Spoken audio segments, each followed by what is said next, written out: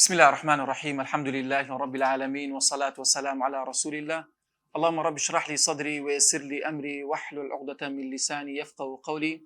برياني عزيزم يا أخوة بخير بين خواي جورا پاداشتی بخير تام بداتوا. بابەتێکی هەستیارمان هەڵبژاردیە ئەو بابەتێکەوە زۆر جاروەیە کە دەستکاری کراوە تێک دراوە شێوێنراوە لەگەڵ ئاینەکانی تر. پێم خۆش بە ئەو جارە ئەو بابەتە هەم وەکو مێژوو هەم وەکو بیر و باوەڕ و عەقیدە هەم وەکو ناوەکەیان نەسارا ئایا مێژویان چییە، ئەوانە تاریخیان چییە، عەقیدەیان چییە، باوەڕیان بە چ هەیە بە چ نییە، چۆن ئاینەکەیان سەری هەڵدایە و ئایا لە بۆ ئێمەی موسڵمان گرینگە ژیاننامەی پێغەمبەر عیسا؟ ئایا گرینگە؟ ئایا ژیاننامەی پێغەمبەر زەکەریا و یەحیا، ئایا ژیاننامەی پێغەمبەران بۆ ئێمە موسڵمان گرینگە یاخود نا؟ بەڵێ لێرەدا دەچینە خاڵێک کەوا لەو خاڵانە باوەڕبوون بە پێغەمبەران یەکێکە لە بنەمایە هەرە سەرەکیەکانی ئیمان. یعنی ئەگەر تۆ باوەڕ بە پێغەمبەران نەبی کەواتە لە ئیمانەکەی خۆت بترسێ و داخلی هێشتا بازنە ئیمان نەبوو. بۆیە گرینگە کاتێک کە باسی پێغەمبەر عیسا دەکەین عەلەیهی سەڵات وسەلام کەوا خاڵێکی گرنگ ئەوەیە پەیوەندی بە ژیانی ئێمەوەیە، پەیوەندی بە ئیمانی مەوەیە. و ئینجیل کاتێک ئێستا دەڵێن ئەو ئینجیلانە و چێ و کتابانە دەستکاری کرایە و گۆڕدراوە و کەی نووسرایتەوە و کاتێک نووسرایتەوە چ پەیوەندی بە ژیانی ئێمەوەیە؟ بەڵێ پەیوەندی بە ئیمانی تووەیە، چونکە خوای گەورە ئینجیلی ڕەوانە کردێت بۆ پێغەمبەر عیسا عەلەیهی سەڵات وسەلام. بۆیە کەواتە پەیوەندی بە ژیانی ئێمەوەیە. بەس ئایا بزانین ئەمە باوەڕمان بە چی هەبی؟ ئایا چۆن هاوڕێیەکانی پێغەمبەر عیسا یاخود قوتابیەکانی پێغەمبەر عیسا چۆن لەگەڵیدا ژیاون و هەڵس و کەوتیان کردیە؟ لێرەدا ئەمن 11 پرسیارم بۆ ئێوە داناوە. 11 پرسیاری گرنگ لەو بابەتێکەوە ئەوڕۆ وەکو زانیاریەک، وەکو بابەتێکی علمی، وەکو بابەتێکی زانستی دەتوانی لێوێ فێربی. یەکەم، چۆن مەسیح لەدایک بووە؟ واتە عیسا چۆن لەدایک بووە؟ خاڵی دوو، چۆن ئاینی مەسیحی بڵاو کرایەوە؟ ئایا وەکو ئاینی ئیسلام بووە یاخود جیاوازی هەبووە؟ خاڵێکی تر، ئایا مەسیح کوڕی خوایە یاخود خوایە لە لای وان؟ و ئایا کۆبوونەوەی نیقا واتە کە لە ساڵی 325 ئەو کۆبوونەوەیان کردیا کۆبوونەوەیەکی گرنگە کە تاوەکو ئێستا مەسیحیەت واتە ئەوانەی کە خۆیان بە شوێنکەوتوی مەسیحدا دەنێن وەکو نەساڕاکان و ئەو کۆبوونەوەیە تاوەکو ئێستا ئەسەری ماوە لەسەر ئەم کۆبوونەوەی دەڕێن کە کۆبوونەوەیەکی گرنگە دواتر باسی دەکەین. بۆچی 25 12 دانە وەکو ساڵیادی لەدایک بوونی پێغەمبەر عیسا؟ ئایا بەرواریت کە هەبووە؟ ئایا لە بۆ ئەو بەرواریان هەڵبژاردیا کە ئێمە دەڵێن وەکو موسڵمان دەڵێن لە مانگی حوزەیران واتە لە مانگی 7 خوڕما پێڕادەگا بە بەڵگەی قورئان کەوا پێغەمبەر مەڕیەمە کە دەچێتە ژێردارە خوڕمایەکە ئەی خوڕماکەی پێڕادەگا.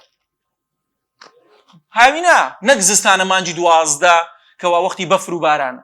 کەواتە بۆ ئەو تاریخیان هەڵبژاردیان باز دەکەین ئینشاءڵڵا. و کەی ئینجیل نووسرایتەوە؟ ئایا وەکو قورئان ئەو کاتە نووسرایتەوە؟ کەی دەستیان بە نووسینی ئینجیل کردووە؟ و خاڵێکی تر، ئایا ئینجیلە بەناوبانگەکانیان بۆ نمونە ئینجیلێکی چەندین ئینجیلی بەناوبانگیان هەیە؟ باز دەکەین کەەوە 1000 ئینجیلیان هەیە، 1000 ئینجیل، بەڵام چواریان لە سەرەکیەکەنە. و پۆلس، ئەو پۆلسە چیەکەوە هەڵدەستی بە نووسینەوەی ئینجیل چۆن دەستکاری دەکات، چۆن بیر و باوەڕی کۆنی خۆی وەزاڵ دەکات بەسەر کەنیسا، بەسەر ئیمپراتۆر و دەیکاتە بنەمایەکی سەرەکی لە بۆ ئاینی مەسیحیەت. و هەروەها معجزەکانی پێغەمبەر عیسا چین؟ ئەمە فێر دەبین کۆمەڵێک معجزە هەیە. معجزە بۆ مانایەکەوە ئینسان دەستەوەستانە لە دیاری، هیچی پێ ناکرێت بەرامبەر معجزە، کەواتە شتێکە لەلایەن خوای گەورە. و جەنگی خاچپەرستان بۆ ناوماڵێنایە خاچپەرستان ئەوە لە دوای پێغەمبەر عیسا لە کاتێکەوە لە ساڵەکانی 300 بەولاوە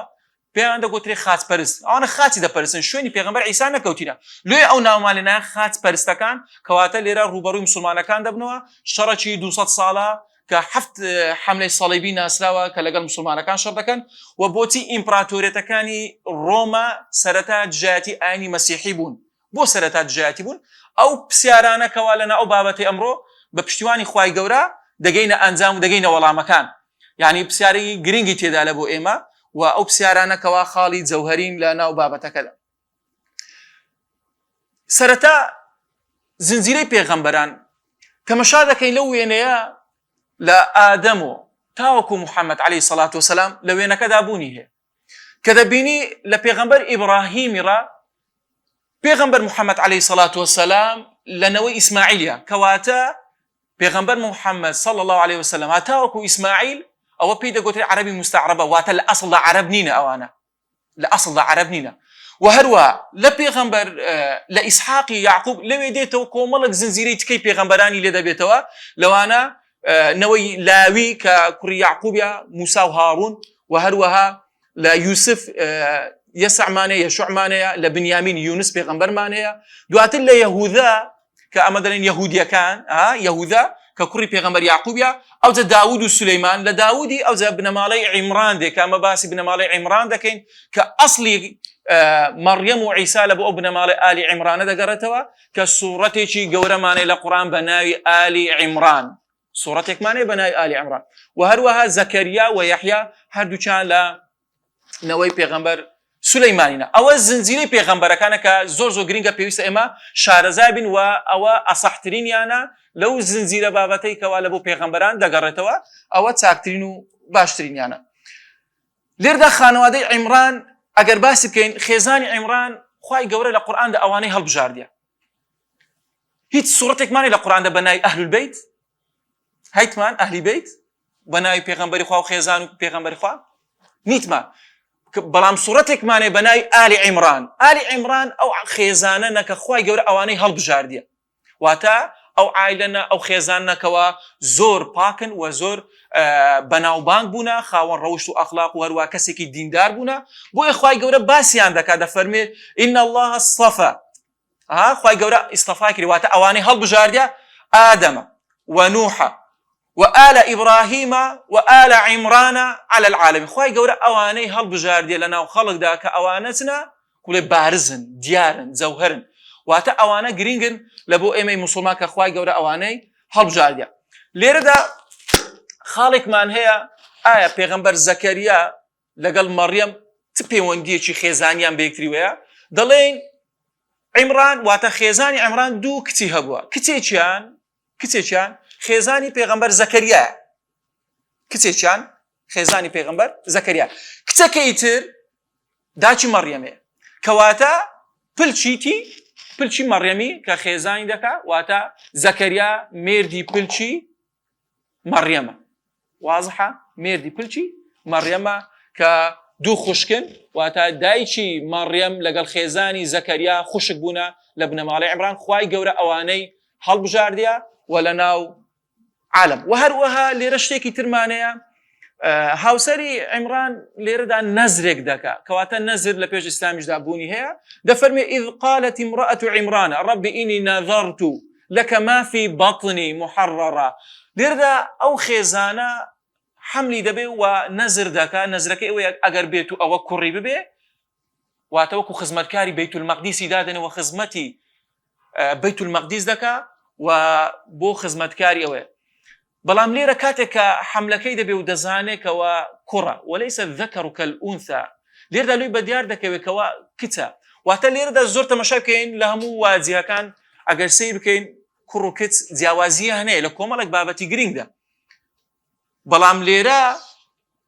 خواي جورا ما بستي ترى حكمتي تري تدا او كتا پرورده دك واتا جولك كانش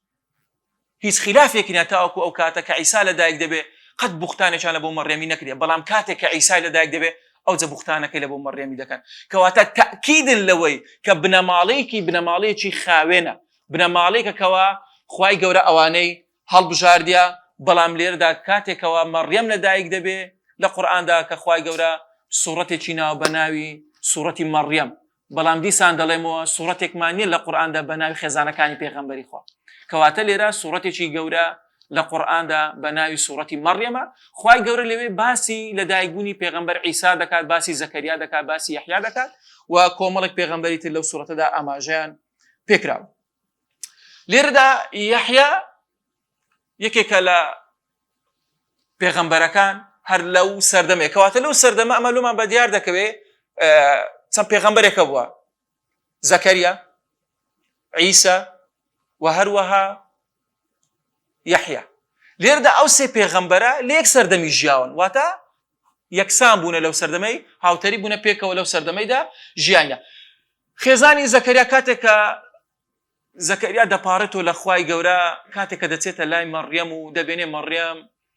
لە میحرابەکەی خۆیدا خوای گەورە ڕزقێکی لۆ ناردووە کە لەو سەردەمە ئەو ڕزقە نەبووە، واتە ئەو خۆراکە نەبووە کە دەبینی میوەی زستانە و هاوینە پێچەوانەی یەکتر لە پێش مەڕیەمیدا هەیە. مەڕیەم ئەو خواردنە لە چێ بوو؟ ئەوش دەرێ خوای گەورە لۆ منی ناردێ، خوای گەورە پێی بەخشیم، ئین الله یەرزق من یەشاء، خوای گەورە ڕزق دەدات هەر کەسێکەوە بیەوێت. لۆیە کاتێک کە زەکەریا ئەو مەشەدە دەبینێت دوعا دەکات دەپارێتەوە لە خوای گەورە کوڕێکی پێ ببەخشێ کە ئەویش یەحیایە بۆ ئەوەی یەریثونی وەیەریث من آل یعقوب وجعله ربی ڕەضیە. کەواتە لێرە خوای گەورە بۆ ئەوەی زنجیرەی پێغەمبەرەکان بەردەوام بێ و یەحیا دەبەخشێت بە زەکەریا و یەحیا ئیسمێکە کە خوای گەورە ناوی لێ ناوە، لەم نەجعل له من قبل سەمیە، واتە لێرە ئەو ناوە کە خوای گەورە واتە زیندوو، یەحیا بە مانای زیندوو دێت کە خوای گەورە ئەو ناوەی بە پێغەمبەر یەحیا ناوە، یا یەحیا خودی الکتاب بقوة، کەواتە کتابێکی پێدا. لێرەدا کورتەیەکێ لە قەسەسێکەوە یەحیا چۆن دەکوژرێ و زەکەریاش دەکوژن بە هەمان شێواز و زۆرێک لە کتابەکان و مێژوو نووسان دەڵێن زەکەریا لەت کراوە بە موشا لە ناو دارێکدا و هەروەها سەری یەحیاشیان لەت کردووە لە بۆ پاشا بردیتیان ئەو سەردەمی پاشا هیرۆدۆتسە کە ئیمپراتۆرێتێکی ڕۆمانیە، داوای کچی برازاکەی خۆی دەکا کە حەرام بوو لە شەریعەتی وان، بەڵام داوای دەکا ئەویش کچەکە دەدەێت لەبەر ئەوەی ڕێگرە یەحیا وەکو پێغەمبەر دەڵێ دەبی مارەی یەکەم سەری پێغەمبەر یەحیا بێت، سەری پێغەمبەر یەحیا مارەیتی، لێ ئەو پاشای هەڵدەستێ یەحیا سەر دەبڕێت کە وەکو پێغەمبەر عەلەیهی سەڵات وەسەلام و پێشکەشی ئەو ئافرەتەی دەکا. بۆیە لێرە دواتریش کە زەکەریا دەزانێت یەحیایان کوشتیا پێغەمبەر زەکەریاش دەکوژن و شەهیدی دەکەن کە بەنی ئیسرائیل هەر ئەوە ئیشیان بووە، هەر ئەوە بەنی ئیسرائیل بە خوێن ڕێژتنی پێغەمبەران دەستیان سوورە بە خوێن ڕێژتنی پێغەمبەران. لێرەدا ئەمەدەینە سەر باسەکەی خۆمان، ئەوە پوختەیەک بوو لە بنەماڵی ئالی عیمران و لێرەدا لە پێغەمبەر زەکەریا. لێرە مەبەستمان لە دایکبوونی پێغەمبەر عیسا عەلەیهی سەڵات وەسەلام. باشە ئەو مقدمەیەماندا لەبەر ئەوەی بکەوە بزانین جوولەکەکان تاوەکوی ئێستا بوختانیان نەکردو لە بۆ مەڕیەم، بەڵام لێرەوە دەبنەوە دوو جوولەکەکان لە ئاسڵدا یەکشتن، واتە بەنی ئیسرائیل هەر پێغەمبەر عیساش دەبۆ بەنی ئیسرائیل هاتیە، بەڵام کاتێک کە لە دایک دەبێت دەبنە دوو بەش زیاد دەبنەوە، ئەو دەبتە یەهودی و نەسارە، واتە مەسیحیەت و یان ئەوەتە جوولەکەکان. لێرەدا زیاد دەبنەوە واتە دوو بەش، هەتاوەکو ئێستا یەخەتە. بۆ لێرە زیاد دەبنەوە جوولەکەکان بەردەوام لەناو ئیمپراتۆریەتی ڕۆمانی دژی ئاینی مەسیحی بوون، بیدایەت هەر تاوەکو ئێستاش دژی ئاینی مەسیحی بوون و کۆمەڵێک کاریان کرد بۆ دژایەتیکردنی ئاینی مەسیحی. و تەنانەت لە کتێبە مێژوویەکان باز دەکەن جوولەکەکان هەستانە شاری ڕۆمایان سوستاندیە بەم لە مەسیحەکانی ئەو کاتیان داینە بۆ ئیمپراتۆر بەشێکی زۆریان لە مەسیحەکانی ئەو کاتە بکوژی، بە دویان دەکەون تاوەکو نزیکەی 300 ساڵ لە ساڵی زاینی ئەوانە خەریکی کوشتنی مەسیحەکان ئیمپراتۆریەتی ڕۆمانی. و چونکە دەبینین جیهان ئەو کاتە دابەشی سەر دوو ئیمپراتۆریەت بوو، ئیمپراتۆریەتی ساسانی یاخۆت فارسی لەو لا ئیمپراتۆریەتی ڕۆمانیمان هەیە. ڕۆمەکان باڵەدەست بوونە لە بەشی خۆر ئاوای ئەوروپا، دواتر ئیمپراتۆریەتی ڕۆمانی دەبێتە دوو بەش، خۆرهەڵات و خۆر ئاوا، و لە خۆرهەڵات پایتەختەکەیان دەبێتە تورکیا ئەستەمبوڵی ئێستاە و پێشترێش پایتەختەکەیان شاری ڕۆمایە کە ئیتالیا بووە. ئەوانە گرنگە لە بۆ ئەوەی کەوا بزانی پێغەمبەر عیسا لە چ سەردەمێکی سیاسی لەدایک بووە، لە چ سەردەمێکی سیاسی لەدایک بووە، سەردەمی ئیمپراتۆریەتی ڕۆمانی کە دواتر باز دەکەین کە لە سەردەمی ئیمپراتۆر هیرۆدۆتس بووە کە ئیمپراتۆرێکی خوێنڕێژی ڕۆمانیە. پێغەمبەر عیسا عەلەیهی سەڵات وەسەلام لە زەوی جەلیل لەدایک بووە، ئەوانەی لە مێژوودا هاتیە واتە لە فەڵەستین لەدایک بووە بەیت المەقدیس، و لە سەردەمی ئیمپراتۆر هیرۆدۆتس لەدایک بووە کە ئیمپراتۆری ڕۆمانیە و خەڵکی ئەو کاتە بە زمانی ئارامی قسەیان کردووە، بە زمانی ئارامی، بەڵام زمانی ڕسمی ئەو کاتێ بەنی ئیسرائیلی عیبری بووە، بە زمانی عیبری قسەیان کردووە. بەنی ئیسرائیل کە پێی دەڵێن یەشوع واتە ڕزگارکەر، بە پێغەمبەر عیسا پێی دەڵێن یەشوع واتە ڕزگارکەر، و خوای گەورە ئینجیلی ناردووە، ئینجیلیش بەمانە موژدە دەردێ بۆ ئەوەی کەوا موژدەی ڕزگاربوونی بەنی ئیسرائیلی پێدەدا. یەکێک لە پێغەمبەرەکانە کە ئولول عەزمە لەو پێنج پێغەمبەرەیە کە خوای گەورە وەکو لە پێنج پێغەمبەرە سەرچەکان واتە ئەوانە کە خوای گەورە پلەیەکی تایبەتی پێبەخشیون و لە تەمەنی 33 ساڵیدا بەرزکرایەوە بۆ ئاسمان. لێرەدا ئەوە کۆمەڵێک خاڵی گرنگ بوو لەسەر ژیان نامات بەڵام لێرەدا ئەوەی گرنگە ئەمە زیاتر تیشک دەخینە سەر ئەو خاڵانێکەوە کێشە و مشکلەی لەسەر ئەموو چۆن خۆمان شارەزا بکەین لە ژیاننامەی پێغەمبەر عیسا لەدایکبوونی بە شێوەیەکی معجیزە لەدایک بووە. پرسیارێک ئایا پێغەمبەر عیسا کە کاتێک لە زگی دایکی بووە بە نۆمانجی لە دایک دەبێ یان ئەوە تا تەمەنێکی کورتی چەند ڕۆژە بوو وەکو مناڵی ئەحتیادی 9 مانگە؟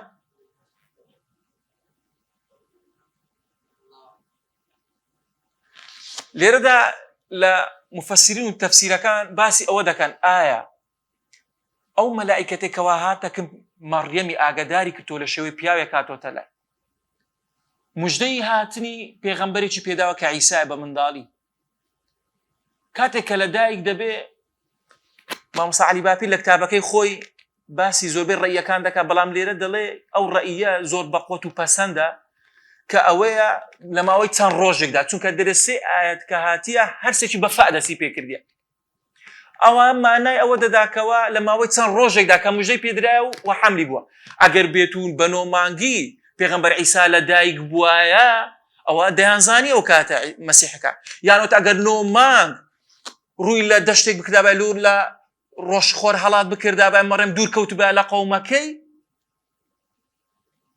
لە دوی دەگەڕان و دەیانزان ئەو 9 مانگە چێوە چوە بەڵام معجزەکە لێرە لەوەیە کە دەفەرمون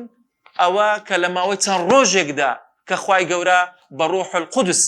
ناوی هێنا واتە مەلائیکەتەکە کە موژدەی پێدەدا کە بە فووەک واتە کەلیمەت الله لە دایک دەبێت کە کون فەیەکونەک خوای گەورە پێغەمبەر عیسا لە دایک دەبێت وە موژدەی پێدەدا. باشە بە قسەی خۆیان دەڵێن لە 25/12 باسی ئەوم کرد بۆ 25/12 داناوە مێژنووسان دەڵێن لەو سەردەمەی کە ئیمپراتۆرەتەکان بەشی زۆری هەموو دەوڵەتەکانی جیهان بە فارس بە بەریتانیەکان بە عەرەبەکان کۆمەڵێک نەتەوەی تر هەنا دەرێن ڕۆژ 25/12 لە ناو هەموو گەلەکان ڕۆژی لەدایکبوونی خواوەندی ڕۆژە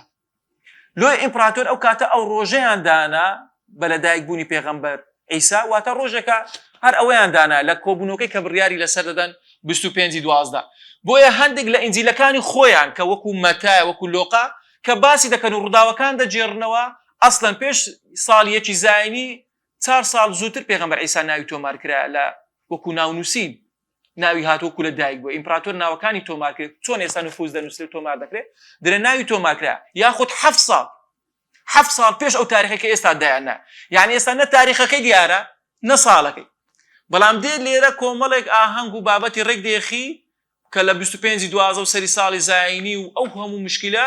بەڵام لێرەدا ساڵەکەی هێشتان دیار نییە کە بە کتابی خۆیان کە بە کتابی بە ئینجیلەکانی خۆیان بە مەتا یاخود لۆقا یان مەرقس یان بەرنابە کە باسی ئەوە دەکەن 4 ساڵ یاخود 7 ساڵی بینە ئەو تاریخەکەوە کە ئێستا دانرای بە ساڵی یەکی زاینی بە ساڵی یەکی زاینی و ئەم بەرواری کە باسم کرد ڕۆژی لەدایکبوونی خواوەندی ڕۆژە لە ناو هەموو نەتەوەکاندا خواوەندی ڕۆژێ بووە بۆیە ئیمپراتۆر کاتێک ئەو ڕۆژە دەکاتە دیاری دەکەن چونکە ڕۆماکان زۆربەی کات چیان دەپەرست پێش هاتنی پێغەمبەرەکان واتە پێغەمبەر عیسا زۆربەی کات ڕۆژیان پەرستیە و هەروەها ئیمپراتۆریان پەرستیە و چەندین بتیتکەیان پەرستیە بۆ ئەوەی هاوتەری بیکەن واتە بۆ ئەوەی بیکەنە یەک شتێک خەڵکەکەیان لێ عیدزم چونکە 300 ساڵی ڕێک ئەوانە خەریکی کوشتنی مەسیحەکان بوون ئازاریان دەدان دەیان گرتن و لێیان دەدان بۆیە لێرەدا دەبینی ئینجیلەکانیش هەر بیدایەتی هەمووی سوێندرایە بۆیە لێرە ئەو خاڵێکی گرنگە کە 25/12 ڕۆژی لەدایکبوونی پێغەمبەر عیسا نییە بەڵکو ئێمە وەکو موسڵمان دەڵێن لە مانگی حوزەیران لەدایک بووە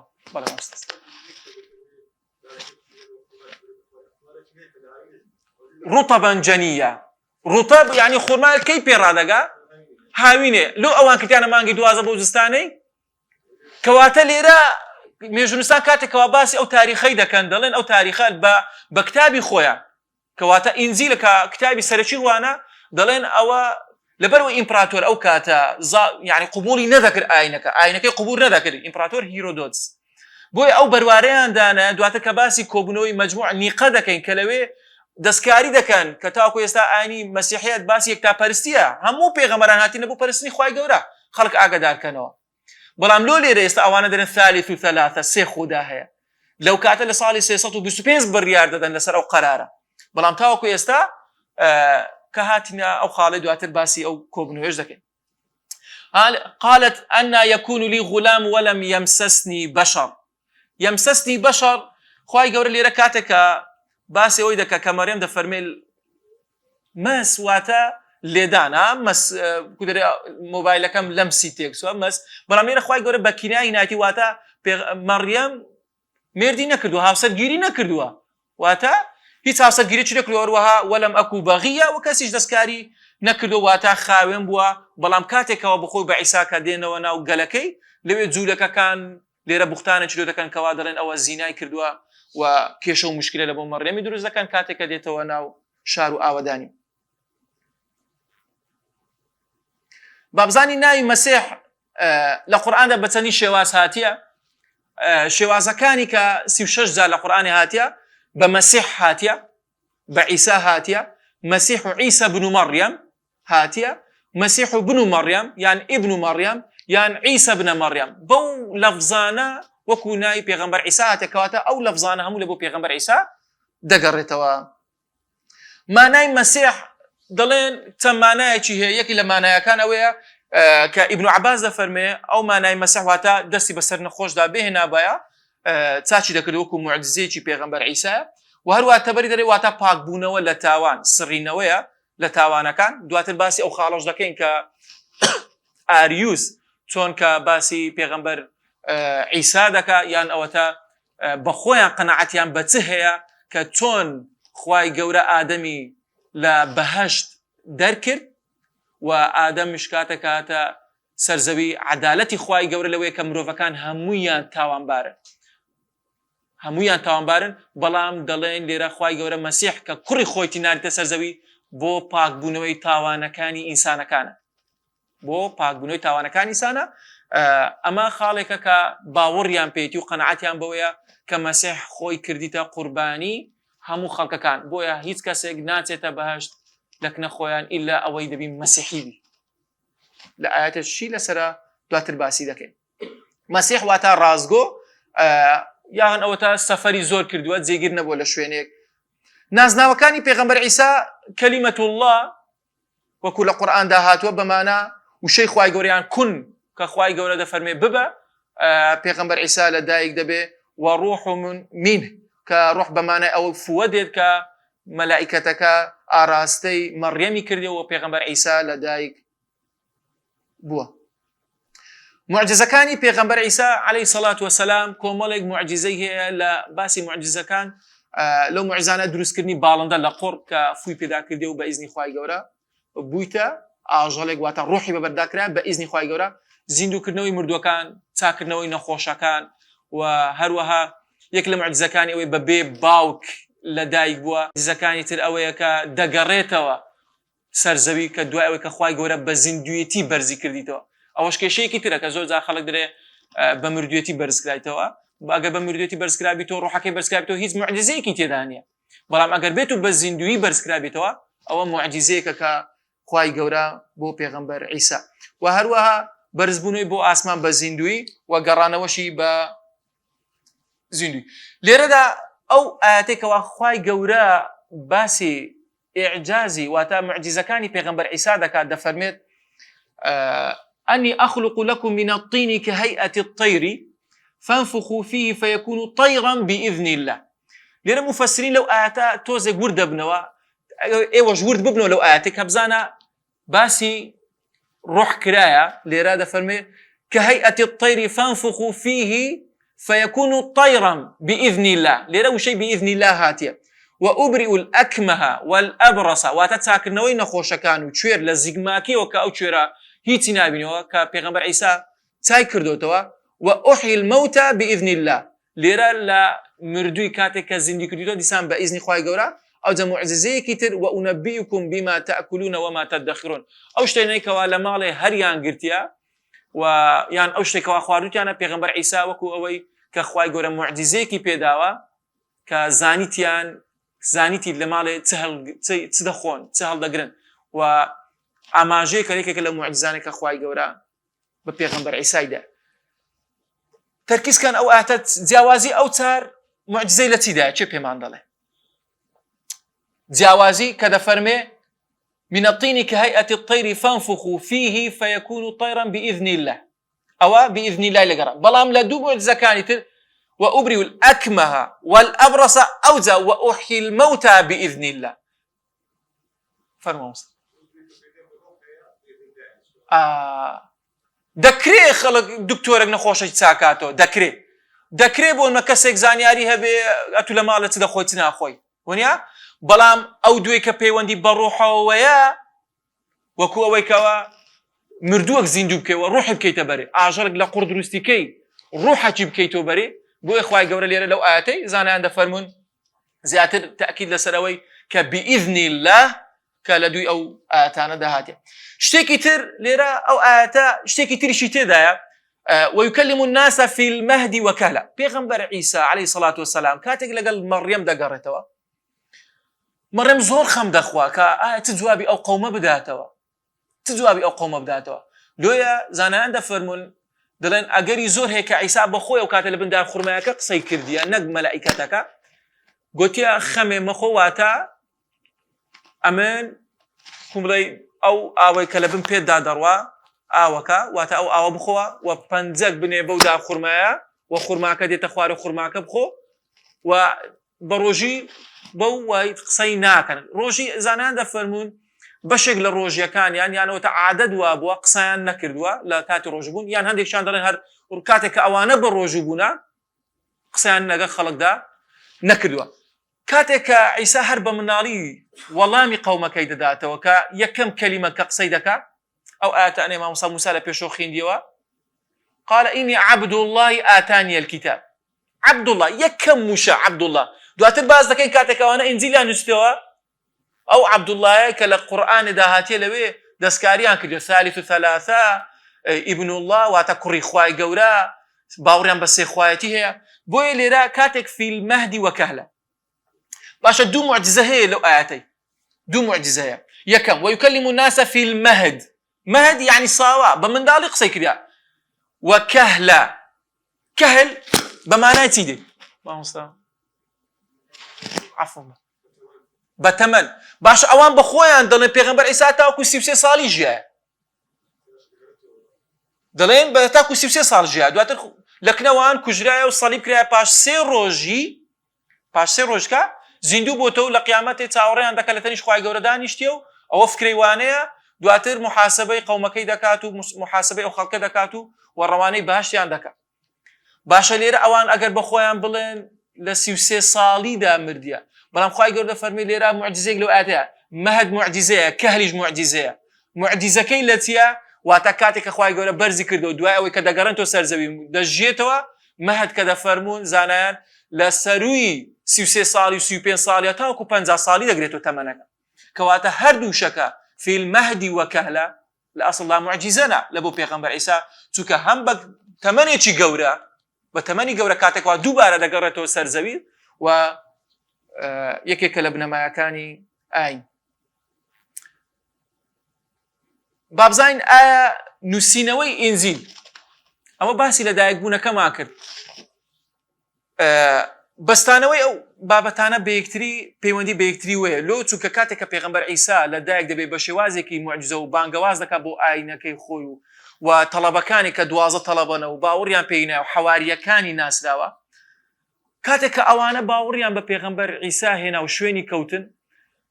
دەڵێن بە خۆیان واتە زانایەکانی خۆیان ئێستاش دەڵێن ئینجیل ئەو کاتە نەنووسرایتەوە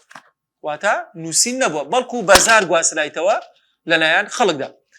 کەسێک هەیە بە ناوی پۆلس ئەو پۆلسە کە شاول بناوە یۆنانیەکەی شاوڵە و لە شاری تەرتوز لە دایک دەبی کەسێکی بەتوانە بووە سەرەتا ئەو کەسە پۆلس کەسێکی جوولەکەیە و دژایەتیەکی سەرسەختی مەسیحەکان بوو دژایەتێکی سەرسەختی مەسیحەکانی ئەو کاتە بوو کە لەژێر ئیمپراتۆریەتی ڕۆمانیدا ژیایە دووبارە ئەو قسەی دەکەمەوە هەتاوەکو 300 ساڵی زاینی مەسیحەکان لە ئازار و ئەشکەنجەیەکی توندا بوون لە بەرامبەر ئیمپراتۆری ڕۆمانی و جوولەکەکانیش بەردەوام جوولەکان پلانیان ئەوە بووکەوە مەسیحەکان بکوژرێن و لێدام زیندانی بکرێت بەڵام دوای ئەوەی لە پاش ساڵی 313 بەولەوە ئیعتراف دەکرێت بە ئاینی مەسیحی وەکو ئاینێکی ناسراوی ئیمپراتۆریەتی ڕۆمانی. سەرتا زۆر جاتی مەسیحەکانی دەکرد پۆلس بەڵام دواتر دەبێتە کەسێکی مەسیحی و ئەو فکرێکەوە هەیتی دەینووسێتەوە وە کاریگەری لەسەر ئینجیلێ کاریگەری لەسەر کەنیسەیە کاریگەری لەسەر پیاوانی ئاینی دروست دەکات و خۆی دەکات بە کەسێکی چاک و دەچێتە ناو ئاینەکان هەندێک دەرێن پلان بۆ هەندێکیش دەڵێن نەخێر کەس نازانێت ئەو چ هۆکارێک هەبووە لە بۆ ئیمانبوونی یاخود ئیمانهێنانی پۆلس بە ئاینی مەسیحیەت. پۆلس دەڵێ عیسا لەگەڵ خوددادا شەریکە تەماشا ئەو قسانەی پۆلسیکەوە زۆر کاریگەرن بە پۆلس واتە کەسێکی سەرەکی ئاینی مەسیحی و دامەزرێنەری ئاینی مەسیحیەتە درێ عیسا لەگەڵ خوددادا شەریکە لە تەواوی کاروبارەکانی ئەم بوونەوەرەدا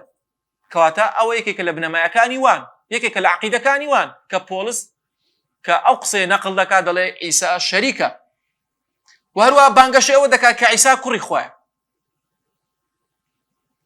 آياتك شمانه لخواي قرد فرميت وقالت اليهود عزير ابن الله وقالت النصارى عيسى ابن الله كواتل رجل كان يقول عزير كوري خواه لولا مسيح كان ضلين عيسى كوري خواه لقد كفر الذين قالوا إن الله ثالث ثلاثة أو خواي قورا باسي أوان كوا كفريان كرديال وشيء لقد اشتويت السري تأكيد بولس دل خواي قورا خاواني هردو صفتي عدل ورحمة ليرد أو دو صفتا كاتك بولس نقل دكات دلي عدل والرحمة دوشتي بيونديان بيكتريوه عدل والرحمة چون دري خواي قورا عدالته يعني توا وأوان أو لقل أوان باوريان باوكيا خداي باوك خداي كور ها باوريان بو بابتي هي لير دري خواي قورا كاتك آدم تاوانه چي كرد لبهاش دا كاتك هاتا سرزوي خواي قورا عدالتي خواي قورا لسر اوي كوا همو مروفا كان تاوان بار همو مروفا كان تاوانا كان لسر بەڵام خوای گەورە لێر دەرێ کوڕێکی خۆی کە لە کنەوان عیسای عەلەیهی سەڵات وەسەلام کە ناردیتی ئەمەش ڕەحمەتی خوای گەورەیەکەوە عیسا خۆی کردیتە قوربانی هەموو مرۆڤەکان و خۆی لە سەلیب واتە لە سەلیب درایە و بۆ ئەوەی تاوانەکانی مەسیحەکان هەمووی خاوێن بکرێتەوە ئەوەی کەوا دەبێتە مەسیحیەت. سبحانه وتعالى عما يصفون كأوي أوان قصيتي ذا كانوا بالريال ذنو بولس أو بيروبا وراني عقيدي مسيحي كان كنقليان كده أوج لا إنزيل كان يكيك لو إنزيلاني كوا متى مرقس لوقا يوحنا برنابا إنزيل كان ينزورا بلام يكم إنزيل كوا نسرا بتوا زورينا دلين متى بلام بشيكي تريش لنسينو كان واتم يجنسان وزانا كان دلين مرقسا يكم إنزيل كداني بيداندرا وهروها يوحنا ولوقاش إنزيل شوانا بويا یەکی لە زانایەکانی خۆیان لە دوای خۆدرەی هیچ نووسینێکمان نییە واتە هیچ نووسینێک نەبووە ئینجیل نووسرا بێتەوە بەڵکو هەمووی قسەکان گواسرایتەوە دەم بەدەم ئەتو لێرە ئەو قسەی دەکەی کەسێک کە ئەو قسەی تو نەقڵەکە حتمما دەستکاریەکی کردیا دوای چەند ساڵێک نووسینەوەی ئینجیل کە دەڵێن 41 ساڵ پاشان هەندێک دەڵێن پۆلس لە تەمەنی 70 ساڵی هەندێک دەڵێن لە 80 تاوەکو 90 بەڵام لەوانەیە ئەوەی کەوا زیاتر لە بۆی چوبن 41 ساڵەکەیە کە لە 41 ساڵ بووە 41 زاینی ئینجیلیان نووسی بێتەوە یانت هەندێک تر دەڵێن نزیکەی 1000 ئینجیلمان هەیە واتە 1000 ئینجیلیان هەیە بۆ ناوی خۆیان ناوەکانیان گەلە زۆرە بەڵام هیچ ئینجیلێکشمان نییە بە ناوی ئینجیلی عیسا هیچ ئینجیلێکمانە تو 1000 ئینجیلی تەبی ئینجیل بۆ پێغەمبەر عیسای هاتیە بەڵام ئینجیلێکیش نەبی ناوی لێنی عیسا بەڵکو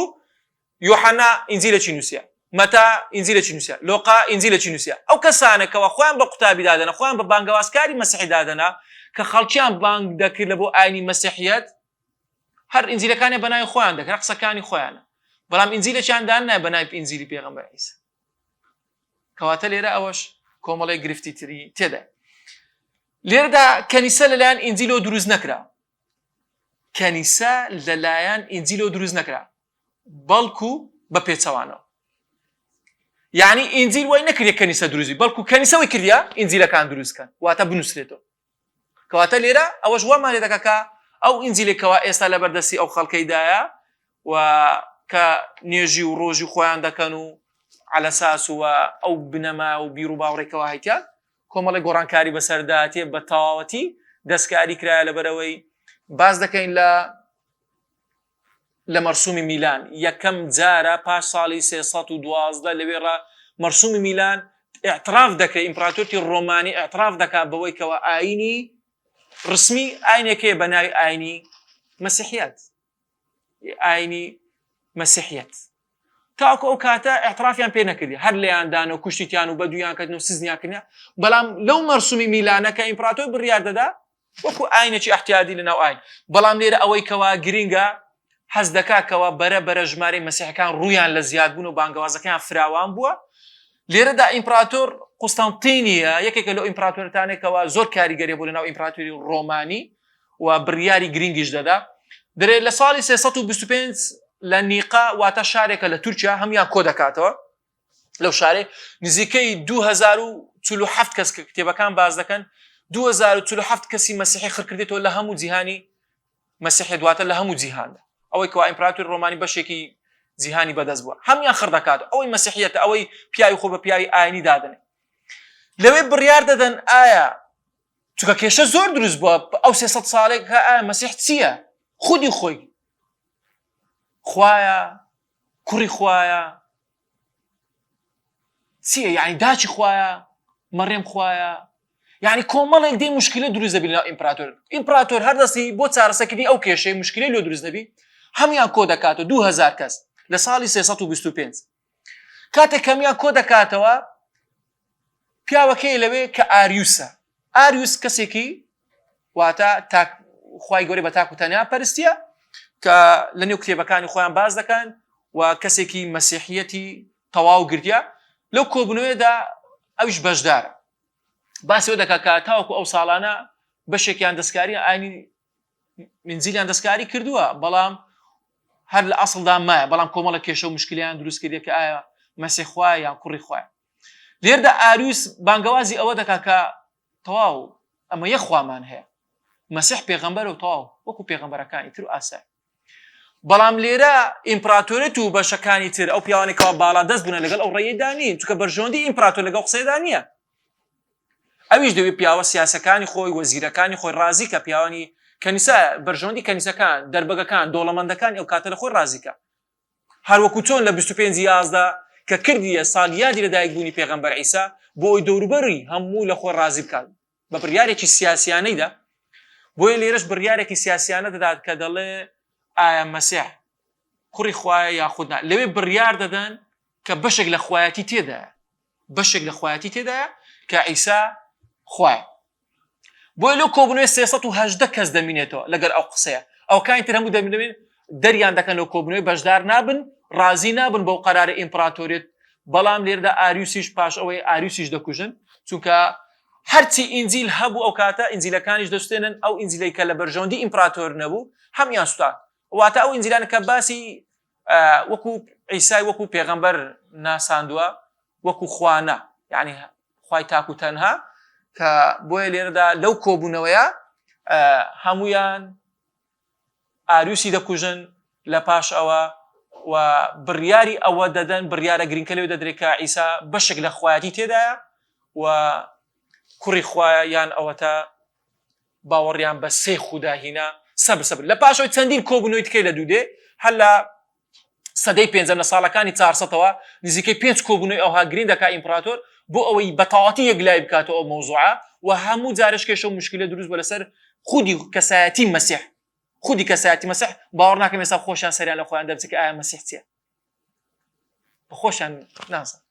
هەر ئەوها دەکەن ئیشارەتەی دەکەن و کە باوەڕیان بە سێ خودای خۆیان هەیە و کە دەڵێن یەک کۆ یەک کۆ یەک یەکسانە بە یەک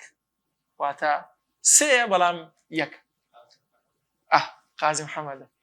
لەم کۆبنەوەیەدا ئەوە باسمان کرد کەوا ئاریوس کە تاگلایەنە بوو واتە داوای خواپەرستی دەکرد بە تاک و تەنیایی لێرەدا عەقیدەی مەسیحەکان چار بنەمای سەرەکییانێ لە عەقیدەکان ئەویش فرەخوایی واتە چەند خواوەندێکیان بۆ خۆیان واتە باوەڕیان بەوەیە کە عیسا خوایە و باوکی باوکەکەی عیاذ بالله ئەوانە هەموو قسەی لە سەکرایە و مەڕیەمیش ڕۆح و روح القدس اوانش خوای واتە سێ خودیان لە خۆیاندانە وەروە خوای گەورە دەفەرمێ لقد كفر الذين قالوا إن الله ثالث ثلاثة يعني لقد كفر الذين قالوا إن الله هو المسيح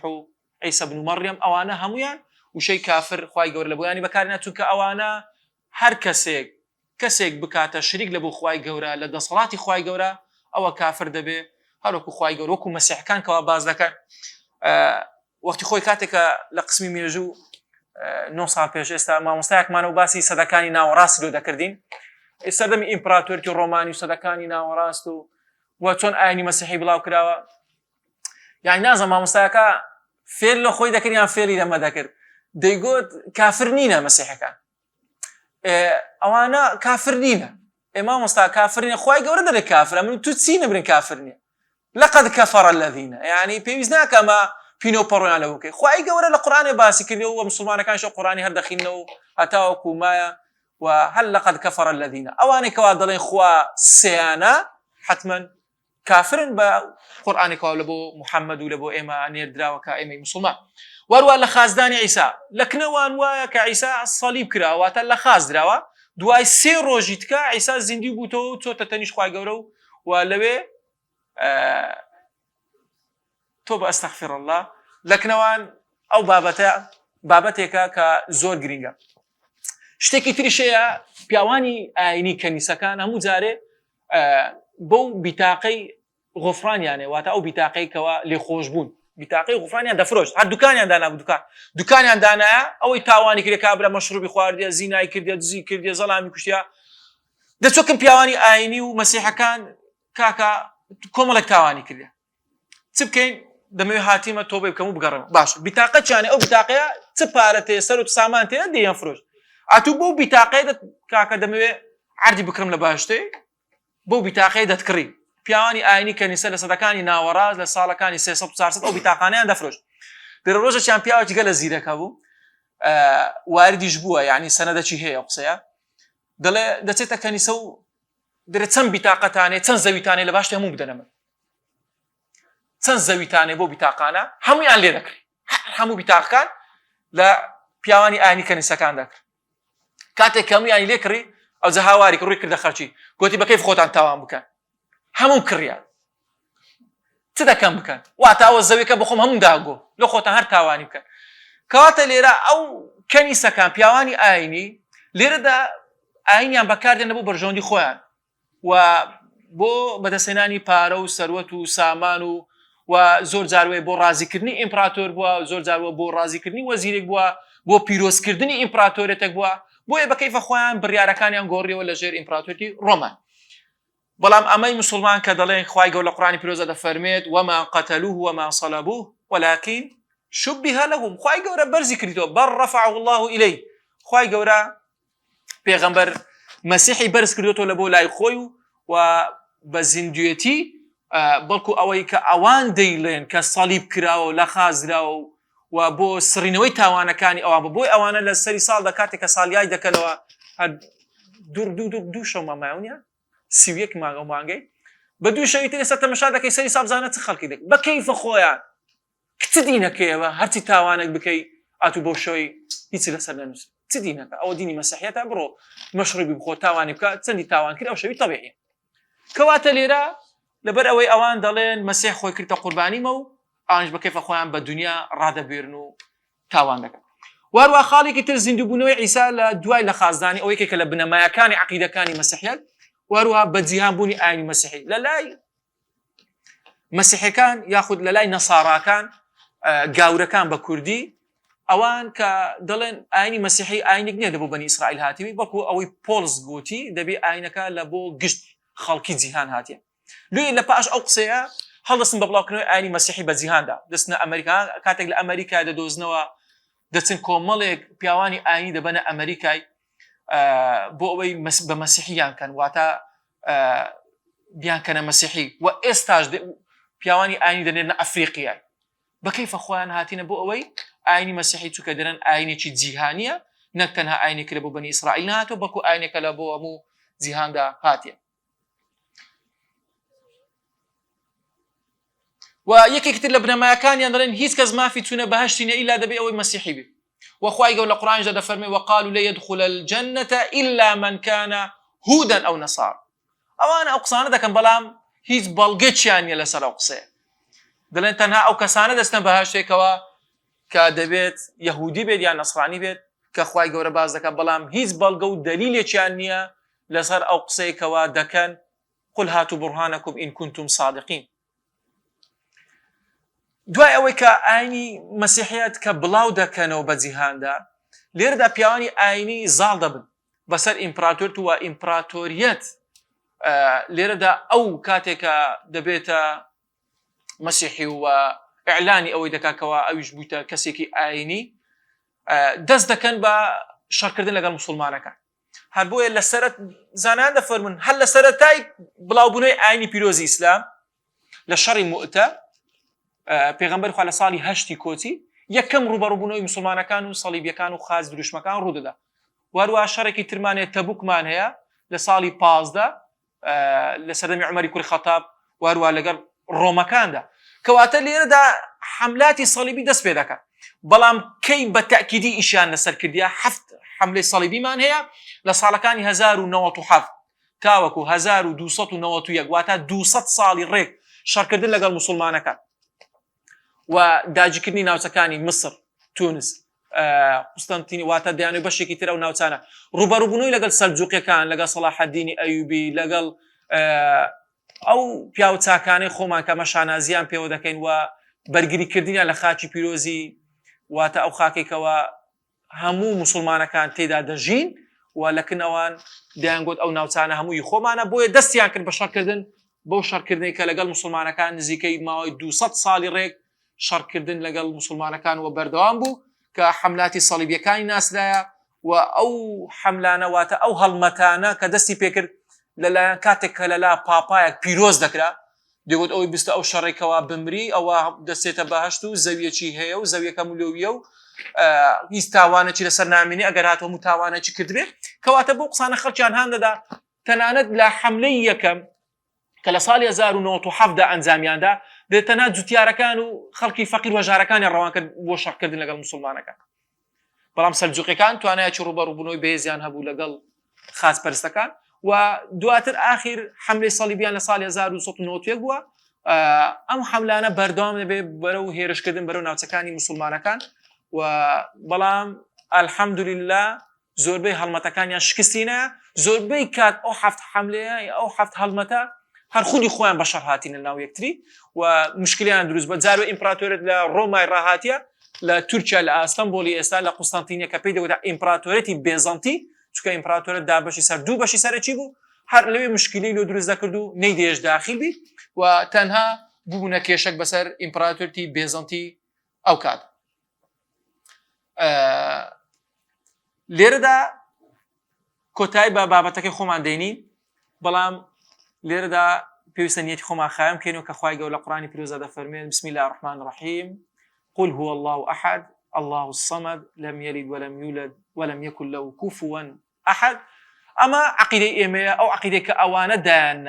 أو بنمانة أو عقيدة كواجولك كان ويأخذ مسيحية كان